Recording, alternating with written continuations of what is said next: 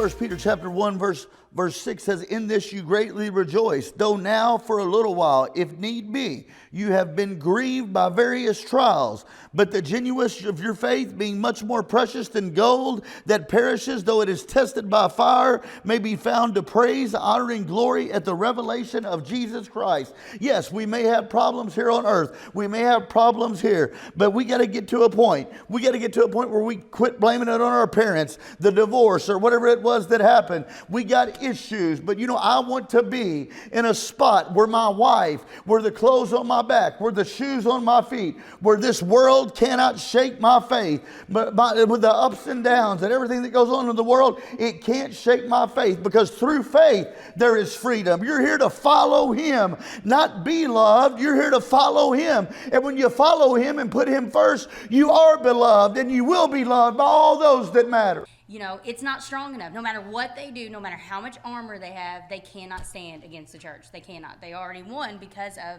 Jesus' victory on the cross. Yes, we already won. So you don't have the right to be discouraged. Like we said last week, you don't have the right to harbor unforgiveness. You just don't have that right.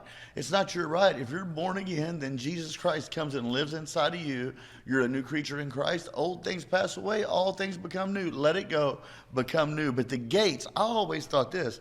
I really did. And growing, when I was just in church, when I was new and listening to preachers preach, I would think that the gates was around the church, and that the church, you know, the enemy wouldn't be able to penetrate Then I realized that the gates is actually around the kingdom of darkness. Yeah. But here's what's going to happen. The kingdom of darkness, the gates symbolizes authority. Yeah.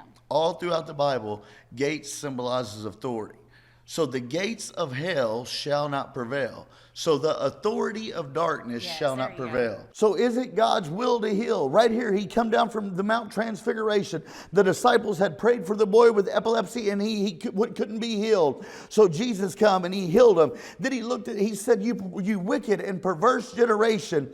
What He was saying is, He was saying, you know what? I'm about to go be with the Father. And you have to be, I've showed you, you have to be the new covenant church. Bring that boy here to me, and let me show you one more time. Boom, He heals the boy. And then they come to Him, and He said, what happened? Why couldn't we do it? And Jesus said, because of your unbelief. He didn't say because you ain't got no faith. He didn't say, He wasn't puffed up. He wasn't mad. He just said, when you study it out, it means because of what you failed to see.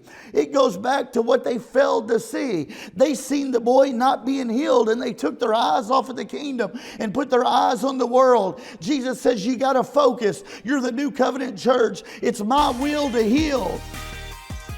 Hey everybody, I hope you enjoyed that. That was a few I wanted to show you. We invite you every week to church. We're inviting you right now. We want you to come out and be a part. Sunday morning, 10:30 a.m. We'll be in the house.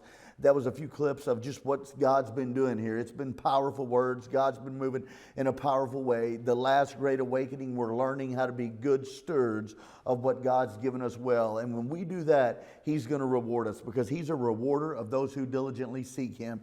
The power of God is in this place. He is moving on those who is hungry and thirsty for His righteousness, because they will be filled. I want you to come in here Sunday morning at 10:30 with your family, expecting God to do the miraculous in your life, because His will is to heal, and His will is to restore. His will is to revive.